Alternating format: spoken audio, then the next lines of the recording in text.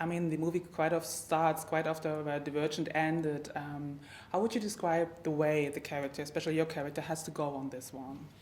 I think in this one he is a little bit more open. You know, he has something to lose now, whereas he didn't before, and I think we get to see a more I don't want to say softer side exactly, but a more, you know, a little bit deeper into his personal psyche, and also there's this question, obviously, of his mother and this reluctant leadership thing. You know, what is the cost of leadership?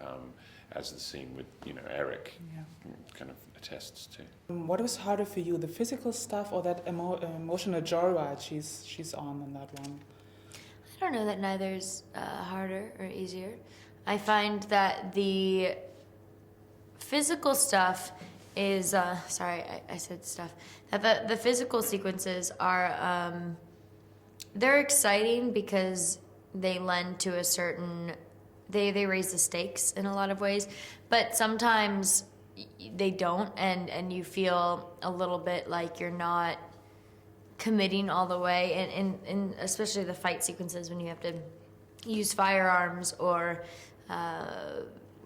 react to something that's not actually happening.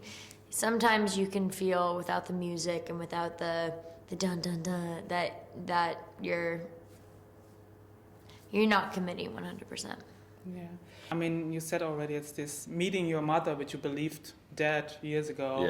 Yeah. How does it affect, do you think, for the further on? It's tricky because, yes, she is quite a manipulative woman, so he doesn't trust her still, and he knows that really she's only motivated by her own kind of selfishness, whereas the good thing about Naomi Watts is she naturally has a very kind of sweet gentleness, so that plays well against it. So the other characters are thinking, well, why not? She seems like a kind of decent person, but underneath that she has this venom. What I also liked about this that the development of the relationship between Thor and Triss.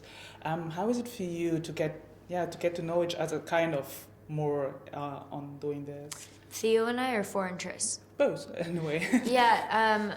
Well, Theo and I getting to know one another better and better just lends to Triss and Thor's relationship, because the more comfortable I am with him, the more comfortable Triss is with Thor.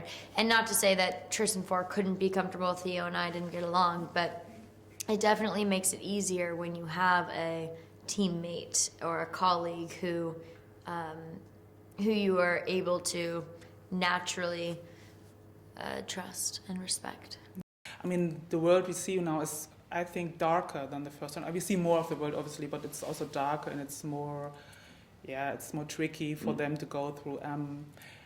It is the movie in between. We all know there's another one coming. What is important about this one to be the movie in between? I mean, the past is sad, the road is kind of clear, but what makes this one so important for the trilogy? I think the idea of expanding the world and, as you say, actually taking it a little bit, broadening the audience in terms of, you know, audiences are very, even young audiences, I always think, get more sophisticated, as very quickly, and they expect complexity. So I think the idea was to learn from the first film and to use that to broaden the film, but also make it a little bit more complex and a little bit more, you know, dangerous in a way. And that will allow for the other movies to push that even further, you know. Because the thing is as well, when you're filming a franchise, the actors are growing as well, and they're getting older and more mature themselves, so you kind of have to reflect that as well.